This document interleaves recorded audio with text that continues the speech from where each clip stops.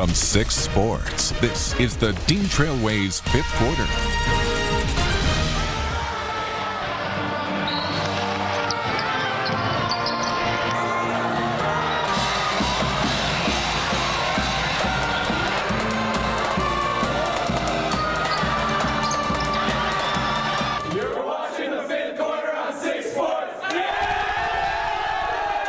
Yes, you are. Good evening, everyone. Happy Friday to you. Welcome to the Friday Night Frenzy we call the Fifth Quarter.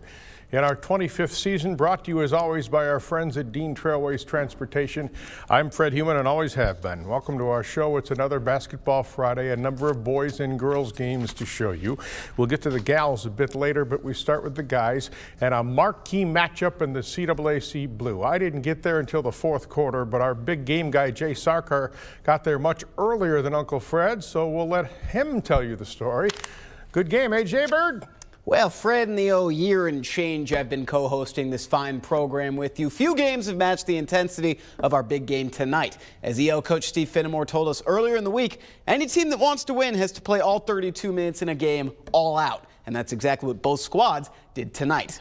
Brandon Johns sat for most of the second quarter and part of the third today as he took a poke to the eye with him, him sitting down. Holt took over. Second quarter, Miles Baker to Josh Denning. Denning going to increase the Ram lead to 10 as he sinks that one from long distance. EL kept fighting despite falling behind. Malik Jones here driving inside, bounces the rock to Xavier Odom. X gets to the hoop and the harm three-point play. EL trailing by 9.5. Second half, Robera Mengeshaw fires this ball into the paint and the Ram feeds the big man Jerron folds for a dunk. Holt up 16. 3 minutes left in the third, EL down double digits. On comes Brandon Johns to the delight of all the Trojans, and Johns put on a show. Comes up with the steal here on Artavius King. He's clear for takeoff, slams it home with one hand as the crowd roars. Trojans down 9. Then it's Holt here with an open look off the inbounds play. Johns going to corral the miss. He got his 500th career board tonight, and off the feed here from Caleb Hofstra. Finishes off the play with the turnaround jumper. 33 points for him, 28 in the second half alone. Folds doing his best to keep the Rams lead. That put back good for 2 of his team high 24. But late fourth, EL leading by 2. Weston Miles cuts in, and that one to Johns. Good night. We'll take another look. Trojans up 4 as Johns seals it with this one-hander. East Lansing claws its way back from a 16-point deficit and wins 70-66 over Holt. That has 22 straight wins in the blue for the Trojans, led by Brandon Johns, returning from that eye injury. That's a big win. That's a big deficit. So we all played hard and we came back. So it was a team effort. Oh, he came over to me. He said, "Coach, I'm ready. I'm ready." And you just let him go down. It's like the Mateen Cleaves thing back in 2000 when Mateen walks down and walks over, just walks in the game. They helped me get in the game. They helped me get open. They helped me make shots. So it's the team effort. They have great defense. I know I can trust my team even if I'm not out there. That one hurts. That one hurts. I thought the guys played really hard and they just made a mega run, and I couldn't find the answers. Our kids couldn't find the answers, and we just couldn't. Brandon turned into Superman there, and we just couldn't stop him. That's why he's a special player. He's a special player. He's one of the best I've ever seen. I got a great group, man. I got fighters. They fight in practice. The 5 guys in the second unit play the first 5, obviously, every day in practice, and we fight. They actually grab each other and push each other, so I think it came through tonight and showed. Jane Aldridge, man. Hey, great job. Congratulations. Enjoy retirement.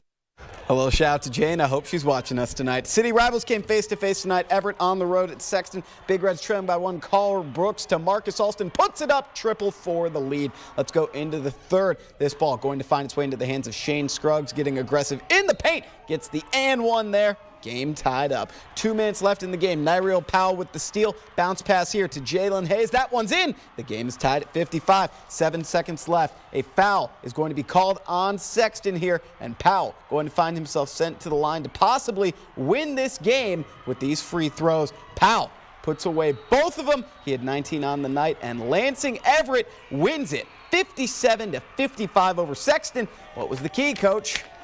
Defense and just playing hard. Something that I think we got off fault most of the game, but when it counted most, we were able to turn up a little bit and apply some pressure and get some turnovers and get some easy baskets. All right, still in the CWC Blue to the Don Johnson Fieldhouse. Curtis Wright leading his Eastern Quakers against Grand Ledge. Off the Grand Ledge turnover, Anthony Bird gets the steal. He steers it ahead to Willard Payne for the drive and bucket and one. Later, it's Bakari Sheikh Omar for the Quakers. Little left-hand leaner inside for two off the pass. Uncle Fred is going to fire people if they don't show buzzer beaters. Here's one. End of the second for the Comets. Luke Smith for three. Count it! We love buzzer beaters. Comets were down by 4 at the half, then completed the comeback in the second. Xavier Farr from far away for three. Grand Ledge with the comeback win, 65-62. Okemos hosting Jackson at the Chieftains Gym, both looking for their third division win of the year. First quarter, Montez White, he's a danger. He gets the steal here and knocks it in for J-Town. Didn't take the Chiefs long to respond. Noah Pruitt here gets the inbounds pass and finds Evan Thomas. He drops in the layup for two. Later on, it's Pruitt again with the dish to Vale Hartman. And he hits the three here. Hartman had 17. Jordan Henry, 25. Okemos beats Jackson, 81-61. Over in the CWC Red, one of the fiercest rivalries in our area. I call it the Hatfields and the McCoys. All right, it matched DeWitt and Everett 1 year after these two played an epic overtime thriller. That one was at Hazlitt. We go to DeWitt. And it all but decided when we got there. We did get the final buzzer in celebration. The Hazlitt bench jumping out of their seats. A huge road victory, taking down DeWitt 70-61. Gotta be pleased with that one. Anytime we can come in this building and get a win against a program like DeWitt, it's a great feeling.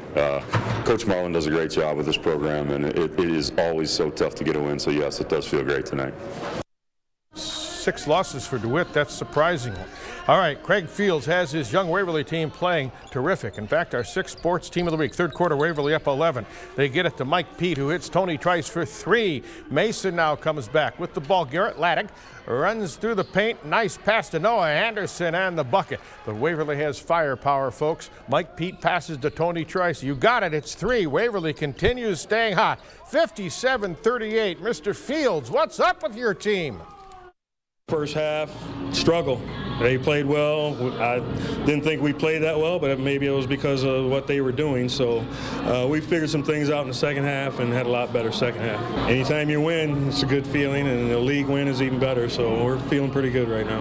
Owasso facing St. John's. Let's get right to the start of this action. The Red Wings Feldposh duo. Ross hands it off to Ben Feldposh, who gets around the defender and lays it in for a pair. Owasso here on the inbound pass. Nate Nizveski with the pull-up jumper from the elbow. Nicely done. And now it's going to be Connor Neer with the steal from afar. Dishes it to Brandon Hoon, who puts it away. Red Wings with a big victory on home court, 53-37, the final. That puts a bow on our boys' action for the day, but we are just getting started here on the 5th quarter. As Uncle Fred might put it, Hazlitt and DeWitt get along like oil and water, and the girls tangoed again in the Panther Gymnasium. That game leads off. Plenty of girls' action coming up in the 5th quarter. You are watching 6 Sport.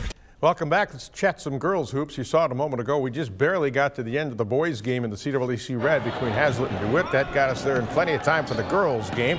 DeWitt against Hazlitt. Annie McIntosh gets past the defender off the glass for 2. Hazlitt battles back. Anessa Wims weaving in out of defenders, cuts up the middle. Friendly rim rocker rolls in. Panthers' Grace George goes coast to coast here and says, I'll just finish this. Hard to the hoop. The coach has to love that, and she uses the glass. Mackenzie Dawes with a defensive rebound, and then watch. She does the exact same thing all the way home. Panthers by the skin of their teeth, 49-46. St. John's welcomed Owasso to town as the Red Wings looked for a home victory. St. John's looking to add to their lead already established. Maddie Maloney right down the middle. She goes up 2. Maloney isn't done. This time she nails the 3, and the Red Wings are rolling. Then Nicole Miller puts up a 3. It's going to take a little time before this one goes in.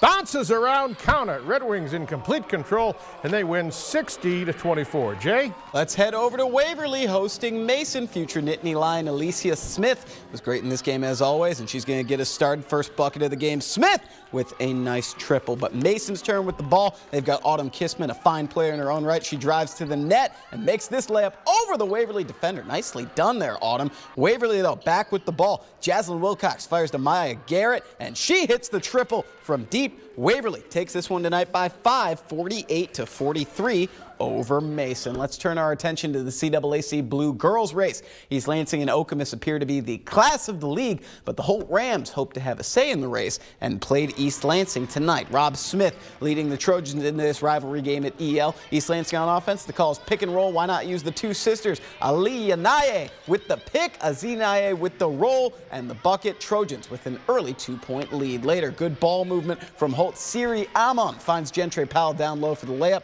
Rams down by 9. Good defense here. Amelia McNutt with the backcourt steal and driving the length of the floor, putting up an easy bunny for a pair. Trojans roll on at home, beating a very young Rams team 72-30. Now let's go over to Sexton, hosting Everett. The Vikings' Precious Thurman steals the ball, taking that one to the hoop for a pair. Big Red's forward Tori Blackman picks up a loose ball here. She puts that up. A pretty 3-ball there. And then Blackman, she would be driving around to the outside here, gets the lay-in and one hoop and the harm. But here comes Thurman again for Everett. This time she's going coast to coast in order to get this bucket and puts that one away. The Lady Vikings win this one 57-37 over Sexton. Now let's go to Lanesburg, where the Wolfpack welcome the Pirates of Pewamo Westphalia to town. We start in the second. Michelle Hanna fools the PW defender here on the pump fake and hits the mid-range jumper. And then with just seconds to go in the second quarter, Brenna Worth finds Kenzie Hengsbach, who hits the corner jumper as time expires. We love our buzzer beaters here.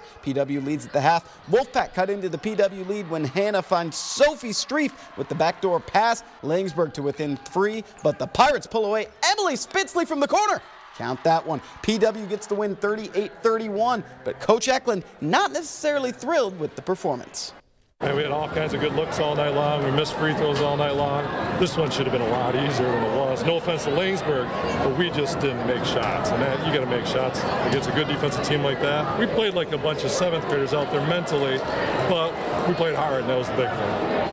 Yeah, but that's a good win. Langsburg's really good. Historic night at Ithaca. Junior Kayla Bellis looked to become only the 3rd female in school history to crack the 1,000-point barrier. Plenty of family support on hand as Bellis chased history against Saginaw Valley Lutheran. Second quarter, here's the magic moment. Kayla off the miss, put back, leads to a standing ovation. They stop the game, presented to the ball. Welcome to the 1,000-point club, young lady. Very nice. She's only a junior. Back to the action. The Yellow Jackets attacking. Mikkel Thompson nails the 3. Ithaca up 10. Then Maddie Brock decides to split the defenders and builds on the Yellow Jacket lead. I know what I'm going to say. Ithaca looking to put this one away. Bellis on the board, powers it up, adds to her total 58-32. Kayla, how does it feel to be part of this club? I just think it's kind of a show of the hard work, that went in. I just love that, my team was there to support me. I couldn't have imagined it with a better team. They're just great, and I love that opportunity. It's such an honor to be around her, and I mean, yeah, she gets 1,000 points, but man, she has worked her tail off in practice in the off season to achieve this. Nice going, Kayla Bellis. Spartan basketball and hockey right after this. Coming off a performance against Minnesota that made him, quote, proud of his team, Tom Izzo's Spartans head south tomorrow to face Ohio State on Sunday. The Buckeyes are struggling and currently winless in Big Ten play. But while Ohio State may not be the most daunting team MSU will face, every win counts for a young team looking to build confidence before getting into the meatier part of its schedule against other Big Ten frontrunners. Ohio State coming off a loss to Wisconsin, but MSU doesn't overlook anybody these days. And right now, the key thing that the Spartans are looking for is consistency. These road games, like Coach just said to us, we win the big games and then we'll come back and we'll lose to a team that's not better than them. But I'll give Ohio State credit. They're 0-4, but they played a tough schedule. Yeah, well, Ohio State is definitely a great team. As we all know, they played the toughest schedule in the Big Ten so far, playing 3 tough road games and then a tough home game. And, playing down in Virginia and almost beating Virginia at Virginia, that's a tough environment to play in. So we definitely don't want to take this team for granted. This would be a huge win for us. That game Sunday here on TV6. MSU hockey tonight on the road, facing 4th-ranked Penn State. Spartans kept it close until late. Penn State pulled away, got 2 late goals, win it 5-2. MSU now 4-14-1, 0-5 in the Big Ten, 7 straight losses. They haven't won a hockey game in 50 days. How about we share some happier news with the good people, though? What's that? On a personal note for you. What'd I do? Grandkids number 8 and 9? Come on, nothing Fred. to do with it. Oh. I am not old enough to have 9 grandkids. Fred's got 9 grandchildren Look now, at me. so please wish him well. And I still have a baby face. Aren't I cute? All right, I'll be back tomorrow. He won't. Night, everyone.